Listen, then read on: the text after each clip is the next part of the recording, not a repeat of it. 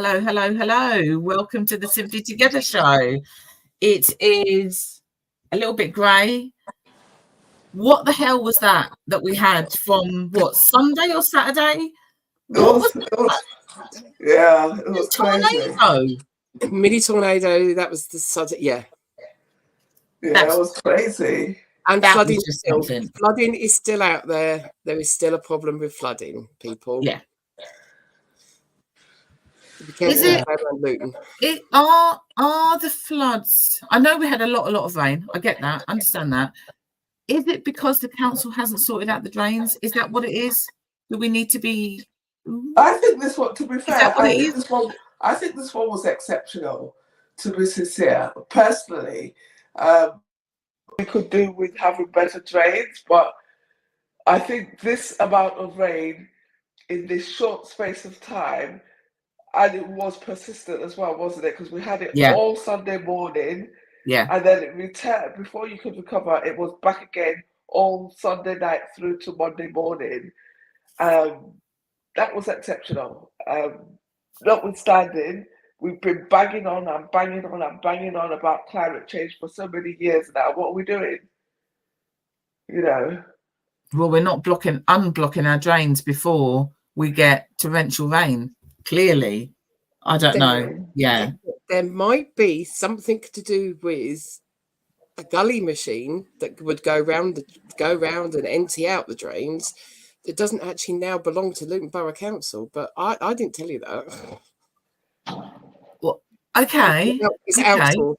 So it's contractors. They call contractors in to clear the drains.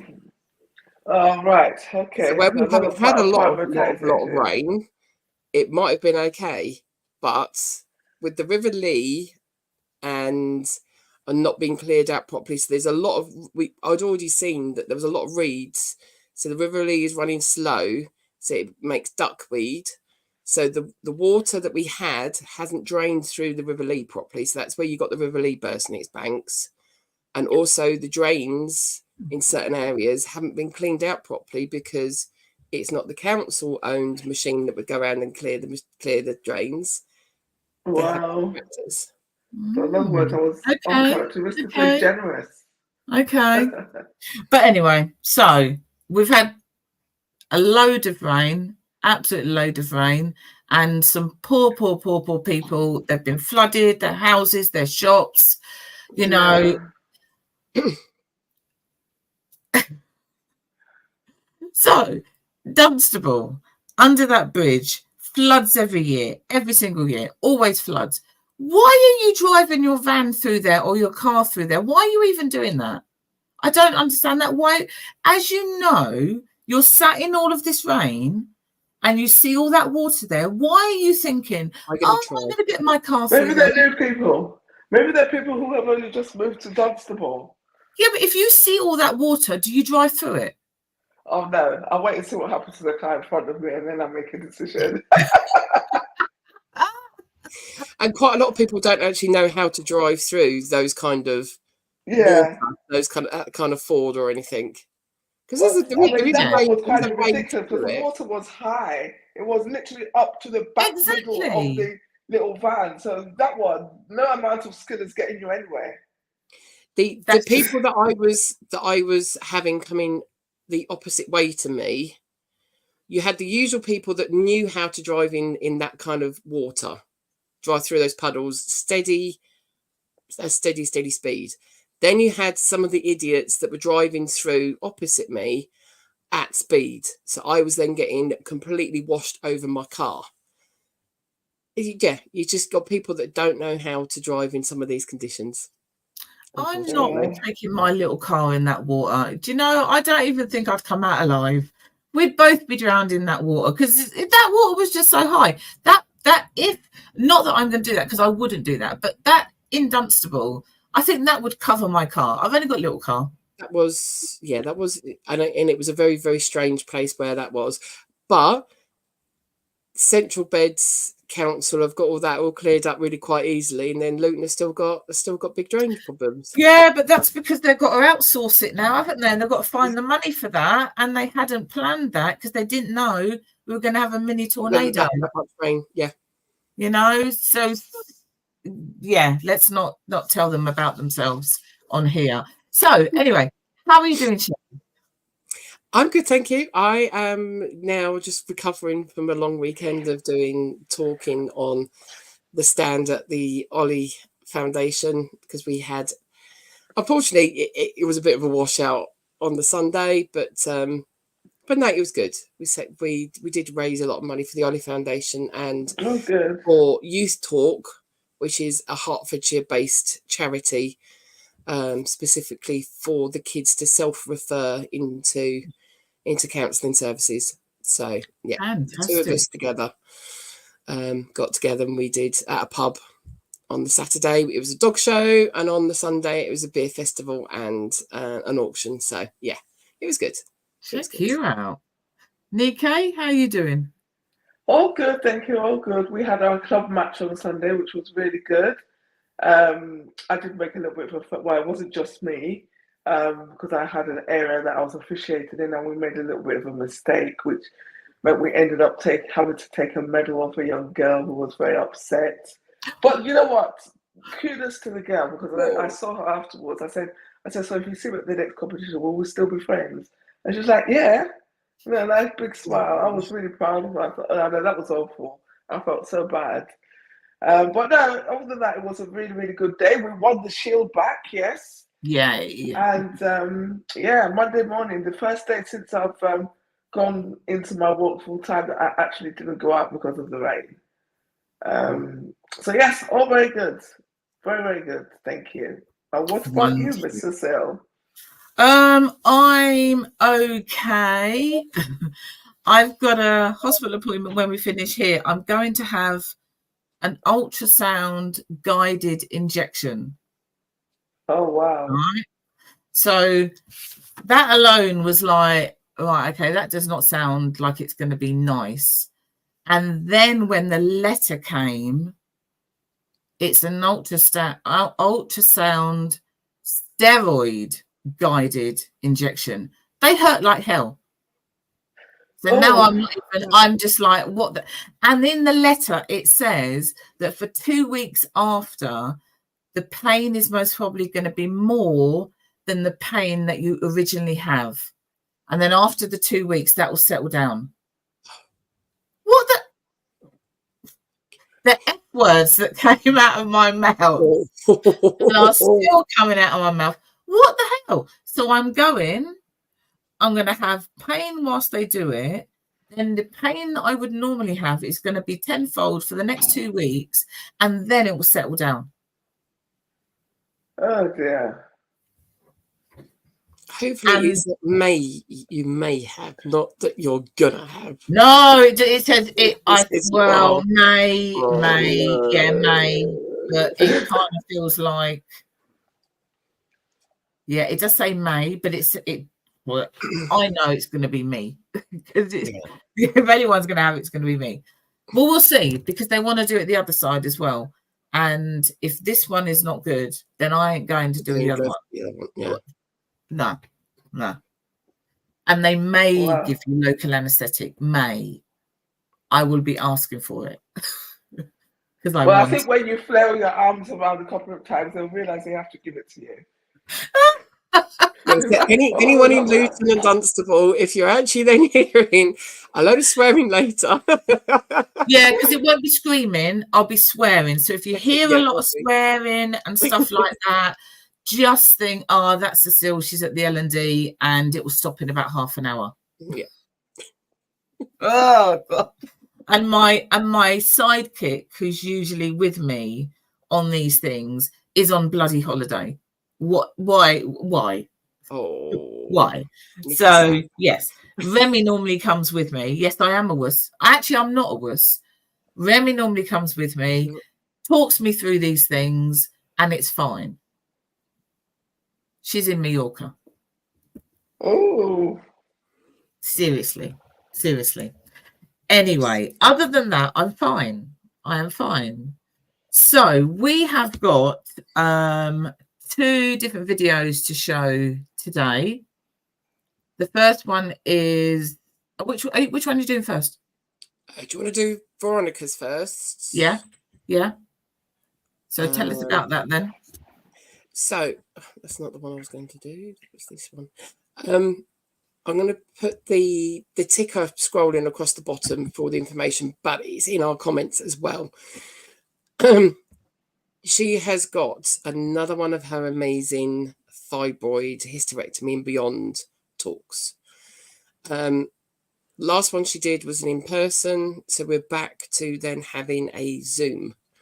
It is this Sunday, and all she's asking for is donations to then go back into her setting up all of this for the next one. And amazing, I mean, like, who is it for? It's for everyone. Yes, you are talking about fibroids and people that have then gone through hysterectomies and all of those kind of women's issues, but it can affect you and it can affect anyone around you. So it's for anyone to actually then attend. I've forgotten the people off the top of my head just then of who's actually going to go. But if you look on the Eventbrite link, it's actually then got who's then actually then speaking. And it's the same people that were in live? It's the same woman that we got excited with, that when she was throwing out the lubrication last time. Oh, Dr. Ruth Harrison Swift. So that's it. Ruth Harrison Swift. And yeah, and there's one, I think the same nutritionalist Haley Downer. Well, yeah, I think. Yeah, so it's actual people, actual consultants, actual people that know that are going to be speaking. It's not just a general chit chat about people that have gone through it. So so if we play their video, so Dee did a sit down with Vee to talk all about it. Actually going to let that play. This is like at the end, waiting. It is kind of, yeah. Why is that not now coming up on?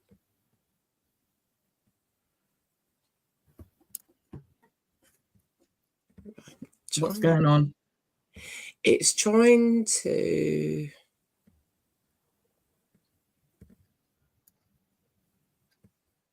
Trying to get it to share the screen with the tab that it's on there.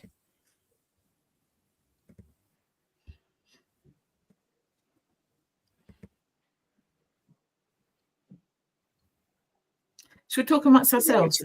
I was about to say that. I was saying it in my head. Oh, it's doing it now. Well. Good morning, everybody. Good morning. This is our Simply Together show, and this is a catch up with the wonderful Veronica Ebanks. So much has been going on, Veronica, in your world since we last met, and there are some people that have met you before, know you from before, and some that don't. So it's really important that we just set a little foundation before we get into what we're going to discuss, obviously, for later on. So can you just give the massive audience out there, I don't know how you're going to keep this brief, to be honest with you, because that resume just goes on, and the accolades, which you better mention. Yeah. So how do you condense, how would you describe yourself to those people out there that don't know you, haven't met you, and you're given, I don't know, let's say you're given 3 minutes to do an introduction about your good self. How would you drop that? Right. Hello, Dee. Lovely. Thank you for the invitation. Glad to be here once again. Who am I? I am a mature, how can I put it? How would I describe myself? I'm a self-aware, mature person whose brain works well when it's being challenged with lots of different things, a variety of learning and a variety of input. So yes, I am one of those people who I need that kind of, how can I put it, various sources of information and learning to be constantly on the go. And that is how I maintain my mental health. That's how my brain and my well-being is my well-being needs are met by just being busy and that's great, but busy, I don't achieving, know. but Busy achieving. doing what? This is what the people, we need to peel it back then. What are we talking about? List some of those things you're talking about. Okay, so I love research. I'm a science background. I'm a qualified scientist. Microbiology was my specialism. So I've worked in microbiology. I've worked in food testing. I've worked in the hospital, in the labs as an MLA, med lab assistant in the hematology department of a local NHS trust. I have worked in education. I've always had an inquisitive mind. So I think that's where that stems from, having an inquisitive mind about science, how the world works, how things work, how people navigate life. And I take an interest in that. I love stories. I love listening to stories. I love hearing stories. And I like to challenge myself by finding out more. I like to go behind. I like in-depth study. I like in-depth study. I like to delve into a subject matter for my own interests, just to satisfy my own curiosity about certain things. And I like to write. So as I was going hand in hand with that, I like to write things down. I like to document things. And yeah, if I'm not careful, I'll probably become a hoarder if I'm not careful. I like tangible things. I know we're in the electronic age, but I'm one of these people, I like tangible things. So the cards that, the letters that we used to write, and I like the idea that there is something physical about that. Wow. This lady hasn't scratched anything. She really, she really hasn't. And I'm going to have to get you back on another show, Vee, because you know what? You've not mentioned no books. You've not mentioned come on, girl, come on. Okay, all right. So where do I begin? So my interest in writing and reading began at a very young age. I was always reading, because reading, I found, was an escape. Reading took me to different places, to meet different people, different characters, all within the pages of books. And I put myself inside the book and I escaped from stuff. So that led me to write. I write poetry, I write stories, and life experience for me is important. So when I had a health issue going back many years, I kept a journal of the journey around that health issue, or those health issues. And that journal in 2022, I came across it in a box of stuff, and I looked through it and I asked myself, would this help anybody? So I decided to publish it. So I self-published under KDP, Kindle Direct Publishing. I didn't want any big fanfare or any, because I'm quite private. So I'm still kind of one of these people that will be doing lots of stuff behind the scenes, but I'm not very public with it, if that makes sense. So for me now, I'm going to throw something in. So private, but then that is something that is so personal. We're talking about hysterectomy. Yeah. Did you agree with that? How was that? Yeah. Well, my mindset at the time was, I'm a big person. I'm a big woman now. Nobody can beat me for speaking my mind and for speaking my truth and what's happened to me. Nobody can beat me. They can criticize and they can say what they want, but I am my own person. I'm self-aware. I'm Veronica, right? I'm my mother's daughter. I'm me. So when I found it, I thought, you know what? We don't even talk about some of this stuff. We whisper it to our friends, and sometimes we don't even tell our family that we're going through some of this stuff. And I thought, you know what? I'm going to put it out there. So I wrote the book called The Hysterectomy Chronicle, an intimate personal account, because I thought, well, how do we know that we're getting good care? How do we know? But if we keep stuff so secret that we're not able to gather any data, we're not able to measure, we're not able to compare, contrast, then that's on us. I hear you. I hear you. So with this was published 2022? 2022. Okay. There it is there. It looks like a great big purple balloon. I got that book. Yeah, thank you. It's not a thick book. It's just my own journal, my journey journaled, and that's it. I just published that, and so it's a thick, very easy read. I've kept the language accessible because I could have gone into the. I think that's very key, Vee, very key, because that's for me some of the things that if it's not accessible, even though it is of interest, it has switched you off attention, and maybe that is one of the reasons why maybe the people that we see that are asking for the information aren't getting the information that they require.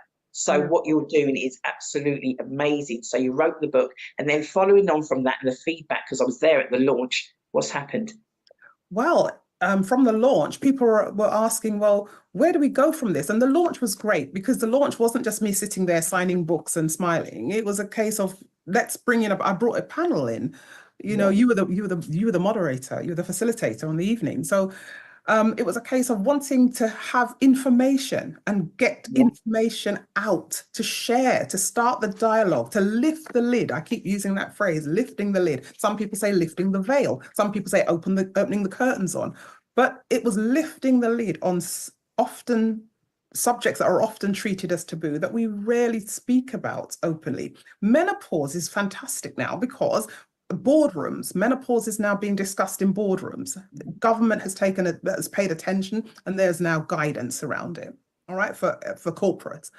But fibroids, hysterectomy, and some of the other associated gynae issues, heavy menstrual bleeding, we very rarely talk about that because obviously it's treated as taboo. It's it's below the waist. So okay, so I'm going to kind of just every now and again I'm going to come in with. So are we talking about all ethnicities? Are we talking about people of color? What are we talking about specifically with regards to the stats that you are throwing at us? That I'm like, wow, I didn't know that. And obviously during this journey, I have learned so much. Yeah, well, fibroids and sadly, hysterectomies affect everybody, all ethnicities. But generally speaking, in terms of the prevalence of fibroids, Black women that look like you and me, we're 84% more likely to develop them over our life course. 84%. So that visualize if you had 10 women in a room, 10 women that look like you and me in a room, 8 of us, 8 and a bit of us would potentially develop fibroids.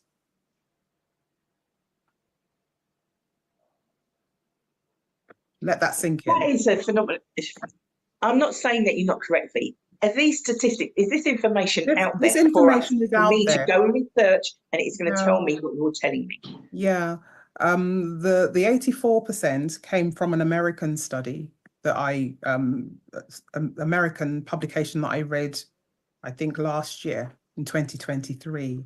Wow. And it's kind of, maybe there's more awareness around it. I don't know. Yeah. Or is it that there is more prevalence about it? There is more prevalence of it because it just seems to be growing. People are asking, what is it? So yes, some women that don't look like us, white women, Asian women, yes, they do get fibroids, and many of them do go on to have hysterectomies. Some don't, just like in our communities, we don't all have hysterectomies, but for many women, that is the, how can I put it? That is the recommendation then, the medical recommendation. And sometimes it is done to save life. Sometimes hysterectomy, for those who are unaware of what that term means, hysterectomy is a surgery whereby the uterus or the womb and its associated structures can be removed. Not all the time. So the ovaries, the fallopian tubes, the cervix, if all of that is removed, then that is a total complete hysterectomy. That means everything around the reproductive organs, everything is taken out. I had a partial hysterectomy. I had my uterus taken out and the tubes were left and the ovaries were left. But then I had to go in my book, I detail what happened to me. I had to go back in again for corrective surgery. Corrective? Yeah, there was an issue and I had to go back in.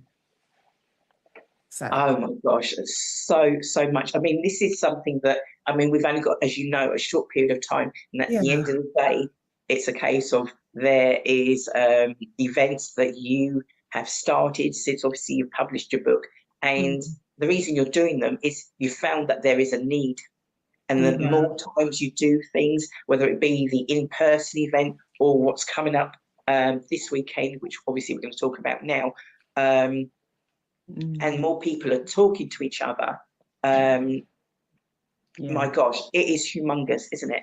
Yeah, the whole exactly. And some people have never ever told anyone that when they were poorly then or whenever it was, that was the issue. That it was that they'd gone to their doctor around heavy menstrual bleeding and they'd gone for an investigation, they'd had a scan, they'd, when they were having other medical intervention, that this was discovered, and some people haven't even told their families that they've had hysterectomies, because it's huge. The impact of having a hysterectomy and the outcomes, the life beyond hysterectomy and beyond the interventions, that's a whole nother area that if we're not speaking to each other and involving our men, which is key.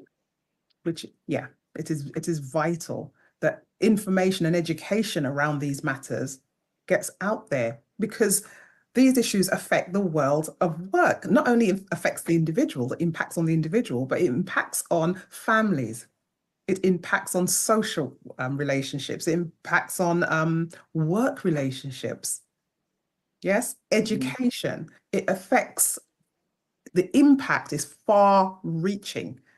And when you think about it, if women are in the workplace and are suffering from some of these issues, then there needs to be an understanding and a sensitivity around it, and at least an awareness that someone who is making an effort to come into the workplace, but she is suffering from heavy menstrual bleeding at any given time, there needs to be an understanding around that there may be tasks and that need to be those adjusted. activities that need to be adjusted for her. So there needs to be help and assistance in there, and a sensitivity around it, and acceptance that there are women who are coming into work who need support around this. So with menopause was, for me, I don't know how many years back, was a taboo. We weren't really talking about it, and now it's kind of so mainstream now, isn't it? Yeah. And so many workplaces, and they've implemented so many policies and all that sort of stuff. Yeah.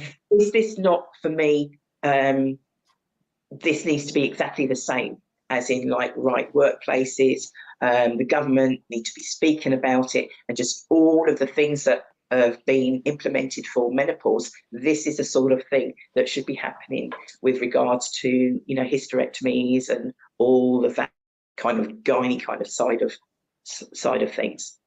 Yeah, definitely. I think more more attention needs to be paid to it, and hence, if more awareness is raised, more information is shared, more data is gathered, but we need dialogue. Yeah, we need dialogue. We cannot remain silent, because I believe the more our voices coalesce or come together, we will amplify the message that support needs to be put in place. We need more. We need more attention. We need more support. We need more understanding. We need more awareness about the impact if nothing is done. So to support women and families and communities and employers. I mean, it's far-reaching. Yeah, because it's exactly. Mental health. And the cost.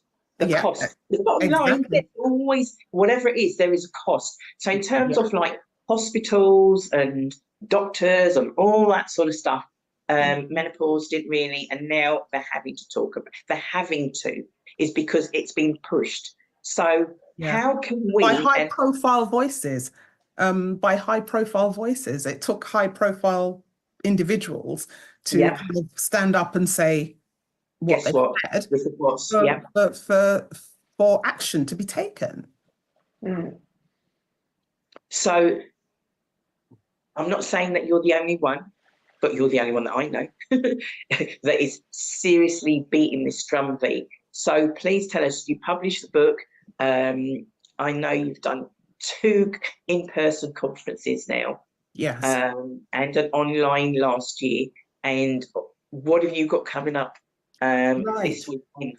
So, yes, as you've rightly said, last year and this year in March, to coincide with the International Women's Month, we've had the in-person conference, which I'm going to say was sold out. And it was absolutely amazing. And my heart says we need to see more people like us from the medical profession disseminating information, the people who work at the coalface, the people who are there doing the surgeries, doing the diagnostics, the people who are there, they're well placed to share information and to answer questions about these issues. So hence, I had 2 lovely surgeons who gave their time for free. And Sunday the 29th, which is not this Sunday coming, but yes, it is. The 29th. Oh, please. The 29th. My gosh, do you know what? It's because I've been away, Vee. Because I've been away, that's what it is. Yeah, not this Sunday, but the following Sunday, the 29th, we're coming together online. So there are individuals who couldn't make the in-person event back in March, but this is going to be almost like a condensed version or a webinar. This is a webinar. It's really just information giving, information sharing, information exchange, allowing individuals or giving individuals the opportunity to ask questions, to connect, to get clarity. And there are individuals who need to make decisions around their healthcare. And where would they get the time? Also, where would they get the opportunity to meet a surgeon, especially if they're facing a decision around a choice that they need to make around their health? Where would they get the opportunity to actually have time to speak to a surgeon or a specialist or an expert around childlessness, around menorrhagia, around perimenopause and menopause, around choices in terms of surgery and intervention, around fibroids and so on. So this is what we're doing. So this is happening on the 29th.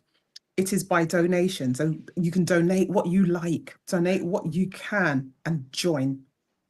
And men, I'm inviting you along too. This is not exclusively just for the women alone. Although, yes, we know these issues affect women's bodies, but in the context of relationships, families, the world of work, the world of social relationships, we need everybody. We need everyone's attention. So if you want to find out more, if you have questions, then sign up. Go to Eventbrite and Fibroids, Hysterectomy and Beyond UK, or FAB UK, FHAB UK. Fibroids, Hysterectomy and Beyond.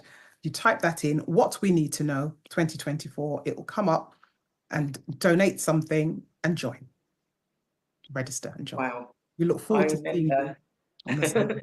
Yeah, we will certainly be posting all of that information, Vee, at the sort of like whilst this is actually playing, the recorded is actually being played. So it's got all the information, how they can join via Eventbrite, and all of that information will be out there. I remember last year, and there's women from America, if I remember rightly. Yes, yes. Obviously, once you're online, and this is another thing about it, everyone's like, oh, online. Yeah, but if you cannot make in person, and even if you do make in person, certainly, please come along on the 29th and join us online. And it is so interesting when you hear other people sharing, and it's like, oh my gosh, that's me, or that's my auntie, or that's my sister, or that's my, that's my girlfriend, that's my wife. Yeah, exactly that. And that's the whole key thing about men joining, because when you have an understanding you can be more supportive, can't you? Definitely. And for some individuals, it could be, oh, well, that's my staff. I need to be aware of these issues for my staff. You know, well-being in the workplace is massive. So this is just one extra piece to go alongside maybe menopause, or to stand alone as, you know, as issues for the workplace to support individuals with. So I look forward to seeing you on the 29th. Oh my gosh, I am so, every single time, whether I've been in person or I've been online, I've never come away and like, I knew all of that already. Never. There's always, and I'm like, oh my gosh, absolutely incredible, amazing. Now, Vee, this is going to be going out. Obviously, it's online. So once it's online, it's global, right? It is absolutely, it is global. But can I just point out, for safety and confidentiality, the actual webinar won't be put out. Other than, if anything will be put out, it will be the input from the experts, not the input from the attendees, you know, because that's personal stuff. So that is part of providing a safe space for individuals to come and share and receive. And some people may just want to come and receive. They may not want to interact, but they just want to come behind the camera and just listen and take on board what's being said. And maybe compare. They may have already had an experience that they're thinking, well, actually, my experience wasn't like that, or actually my experience was fantastic. My experience was really good. So there may be feedback that's positive, and there may be stuff that may not be so positive, but it's not for us to put other individuals' personal stuff out there unless individuals want to do that themselves. But Fab UK is a safe space for individuals to come together and to learn, connect. I'll just quickly read something. The aim of this project is to raise awareness about fibroids and hysterectomy, enable early intervention, provide safe spaces for sharing experiences, minimize isolation and loneliness, and guide individuals to access support services and information, both online and in person in the UK. All right? I know I'm a part of this, and even if I wasn't and didn't know you and wasn't facilitating that sort of stuff, there is no way I could let these events pass me by. We have sometimes, when we have access to information, that's why it's so important to share and to tell others. Now, in terms of, in my mind, I'm like, I know you're in Milton Keynes there, but in terms of hospital, doctors, anybody of that nature, they need to have this information. They need to have this information. So Vee, if I'm sort of like, I'm listening, and do you know what? I might not be able to make it for whatever reason, but I might need support and be interested in support. Is there a group, or is there anything out there? I mean, I know there's a Facebook group that you do. Is there anything else that people can come to in terms of support?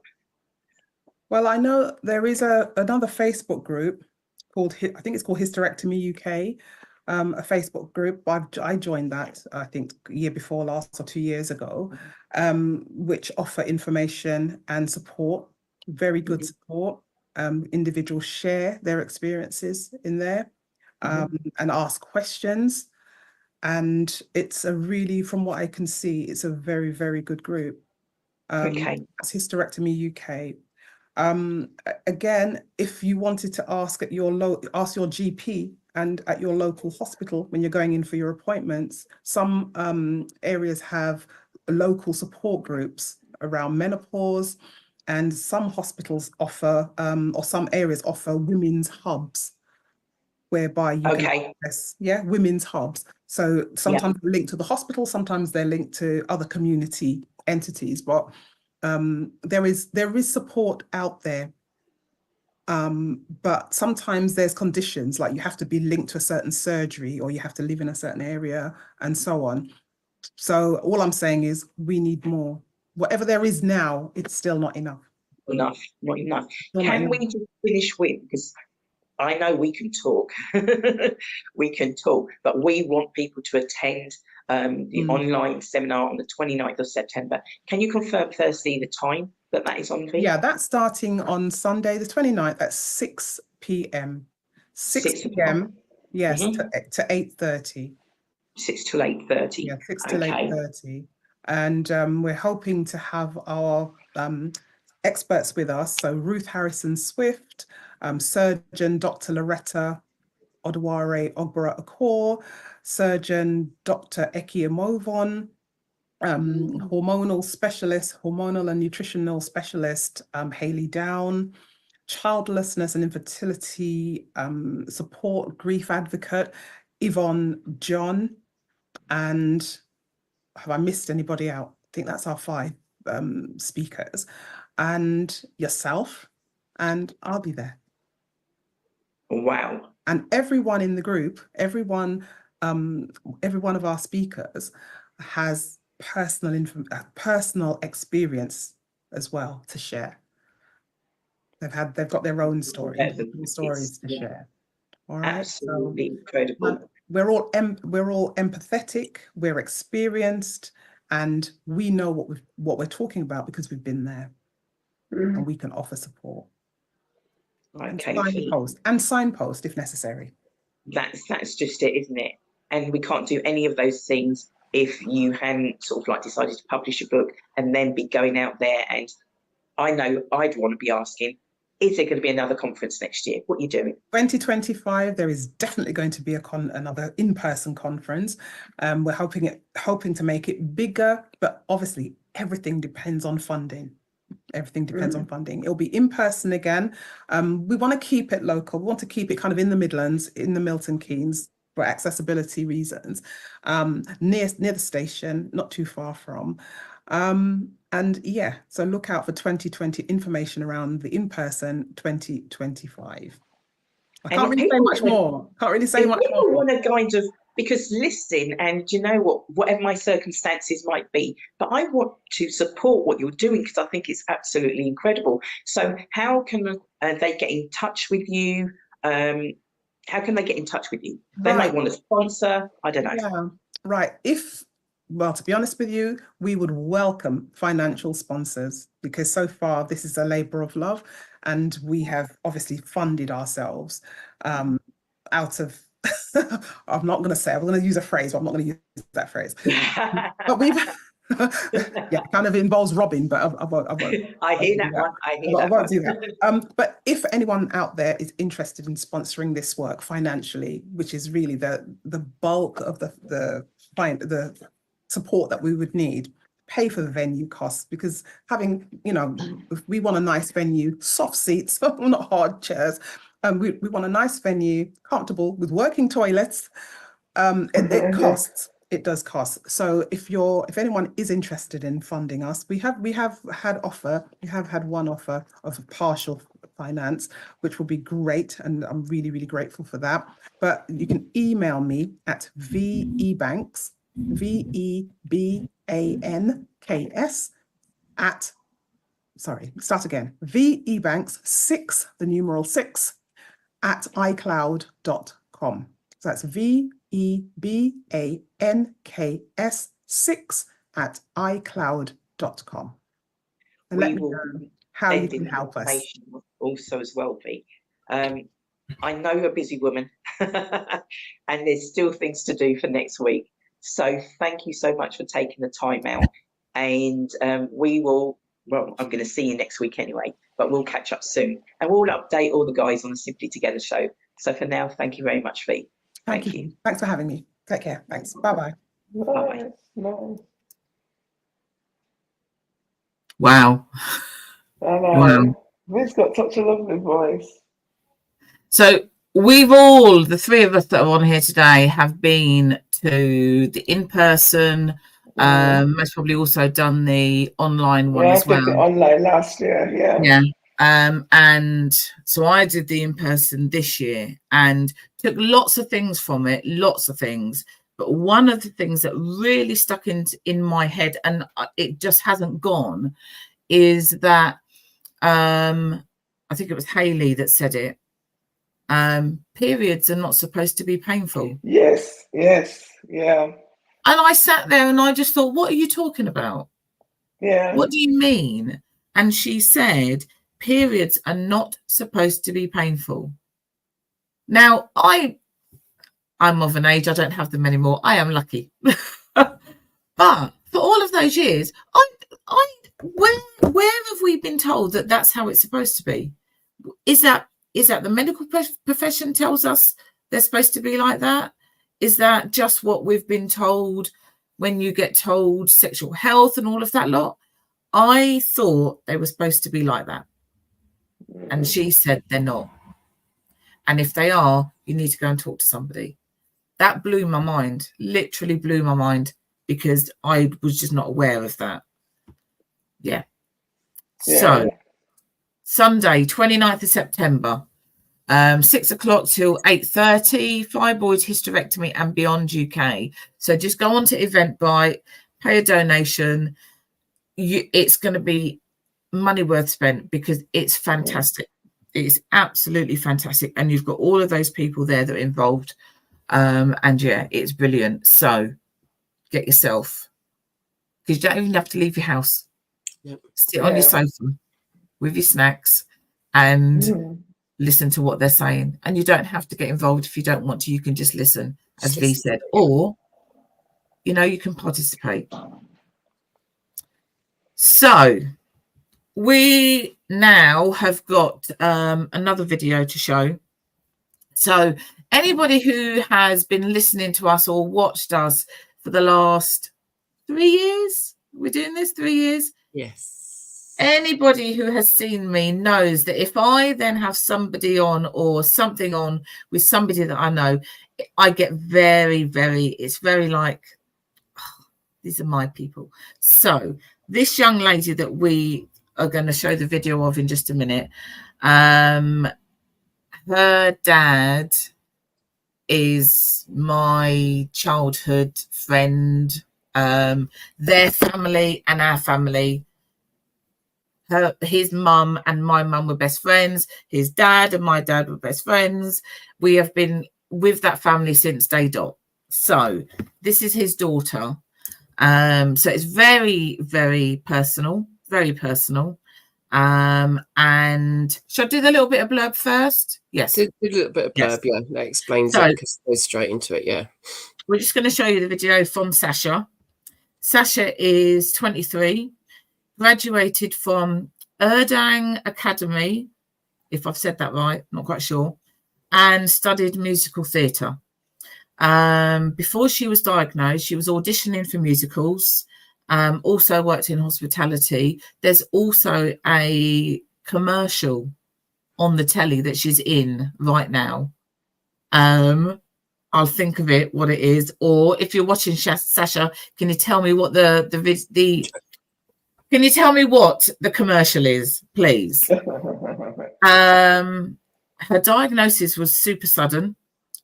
She started to fall ill on the evening of Sunday, the 3rd of March, was admitted into hospital on Wednesday, the 6th, and was then diagnosed on the Friday. That's a real quick diagnosis. So let's do the video. And got an answer. It's the travel. Yes, it is the travel lodge. It is. Yes, it is. Because it's that whole one about glamping, mud, and then they go and they're in the travel lodge. Yeah. Yes. Thank you. Which you would have been doing if you was camping this weekend, but yeah. Anybody, you were lucky you camped the weekend before. I camped, yeah. If I'd have camped the weekend before or the weekend after, so like this weekend or last weekend, like the weekend before, I would have been absolutely drenched. We picked the best weekend. Wow. Okay, so let's show the video, please. This video. It will look slightly different, weird, because I'm showing off of Instagram, but yeah, hang on. It's that talk amongst yourself again, isn't it? Hang on, why is that not? Have we got some sound? Yeah, I was just trying to work out why it's not doing it. So we might show the video. with acute myeloid leukemia at the start of Hang on, I can't even start from the beginning. March this year. And how'd you start it? Stop. Let me restart it. Bear with us.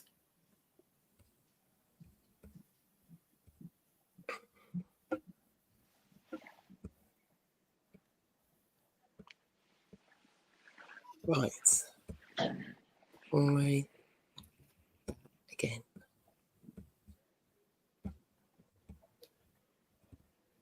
Are you smiling at yourself, Nico?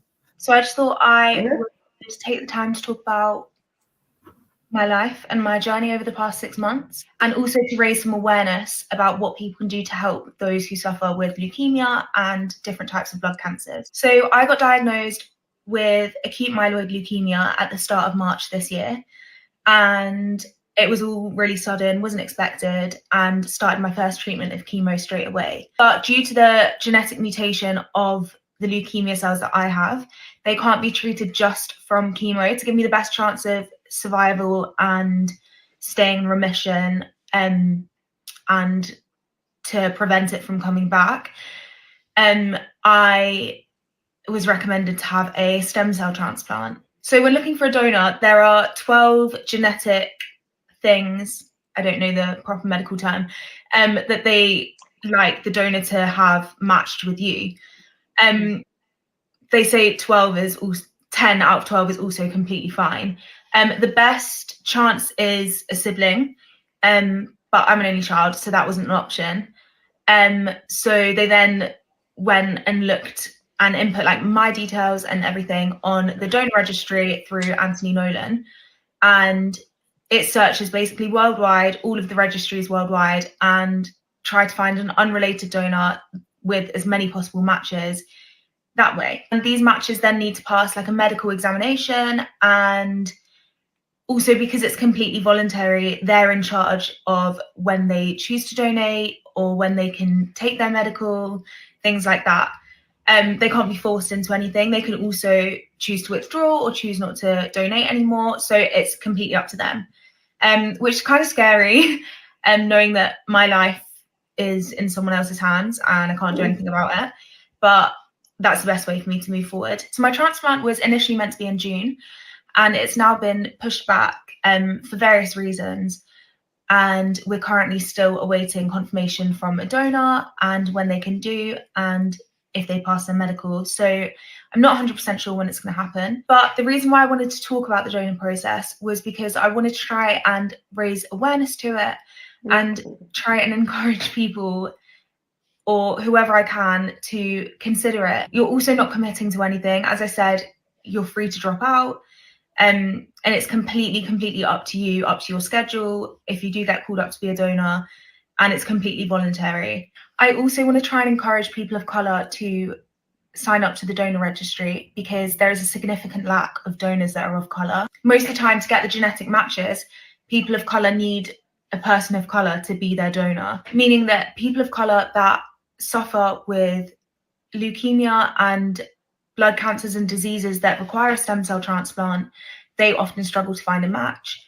So by having more people of colour on the donor registry, it would mean that the chances of finding a match, and not only just a match, but a match that is easily accessible, are so much higher for those that need it. This process has been so mentally and physically exhausting and so challenging, and is something I would never ever wish on anyone. But to then have to sit and worry about whether you're even going to find a donor that you need to save your life just because of where you're from is something that shouldn't even have to be a fear. But you do fear, and it does happen, and you know that there's less of a chance.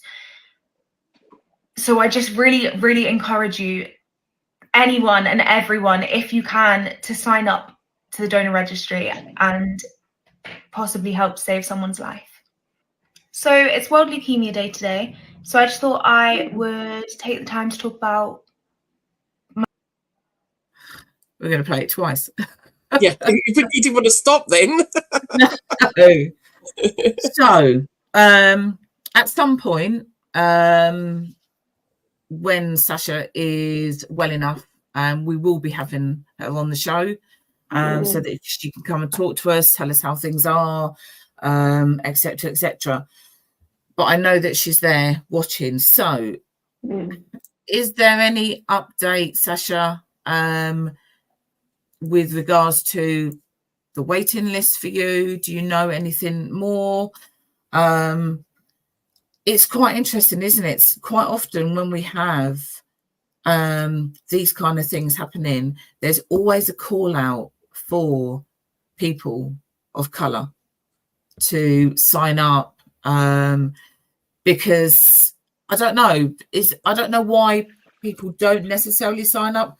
I don't know if that is something to do with our culture and maybe we don't do that.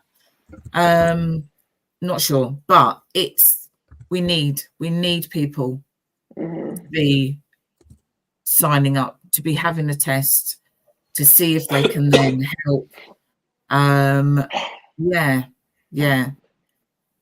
Nikkei, do you know people of colour that do things like this or not? No, the nearest I know is they give blood, but not stem cells and things like that. Do you think that's a and cultural... I don't know why not. I think it's probably a combination of things, to be honest. Sometimes it's the ease of doing it, it's knowing about it, it's accessibility, and inclination. And I don't know why people don't have an inclination. And sometimes you have one experience and you kind of put it off as well. Yeah. I don't know. I would imagine there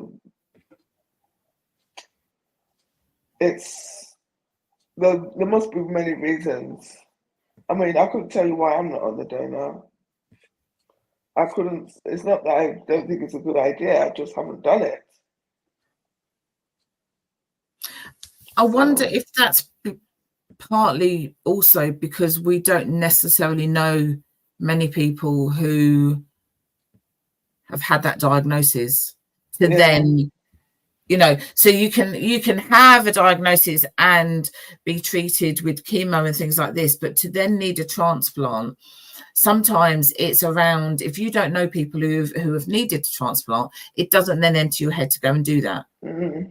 And then you only know about it when somebody's then putting out an appeal. Yeah. So that could be why. I'm not sure. I don't know. What do you think, Shelley? I think quite a lot of people would not then think about the word cancer, leukemia or anything. It's one of those things that you don't want to talk about because you don't want to find too much information out about it because you're frightened of it still. Yeah. Whereas the medical field has then actually come forward in as much as you can do bone marrow transplants, stem cell transplants that are not the big operation that they once were, that if you haven't got anyone around you wouldn't necessarily know that kind of information. Yeah. Also, the thing with the blood side of things, and I only know this because of our friend Peace, if you're out there. Have you ever hear this? She's got very, very special blood. So she donates blood quite often. But she will always then say, and it's always said when we were at work, that people of colour don't actually then do like blood transfusion, like they go and donate blood all that often. It's not a thing, and it wasn't. I suppose back in the day when I remember with my parents, it was made a big thing that you would go and donate blood. It was actually a national drive to donate blood. Yeah. And then from that, you've then got the blood products that comes from that. So you it doesn't have to be just blood that you give. It's the plasma. Oh, yeah, of course, the plasma, yeah. That is then, I mean, I'm not allowed to donate blood because of the different things that I've got going on with me. But it was, if you're willing to take, you should be willing to give. Really, with anything like that. Sasha has got an update. Yeah, on there. So I do have a potential option for a donor. We are just now still awaiting for confirmation from the donor and from their medical test results before anything can be confirmed. So fingers crossed that this is going to be a match, and that's then going to work for you. Some of those things, even if it's like organ donations and things, people are not aware that if you sign up to like the Nolan Register, I've put the details down in the comments, that you might not help the person that's come forward that you're worried about, like your loved one. You might help someone else, but you could even do that with organ donations and things. That you end up with, I've given an organ that's helping someone, and that's helping someone else that's then doing something else. There is a whole thing that's wrapped around it. And the same with the blood. The blood products are something that's always needed, and it's something that there is this kind of stop to it. And I don't know. I just really don't know why. Do you need to go, Nico? What time is it? 3 minutes past. Yeah. I forgot the time. As usual, I'm watching the time.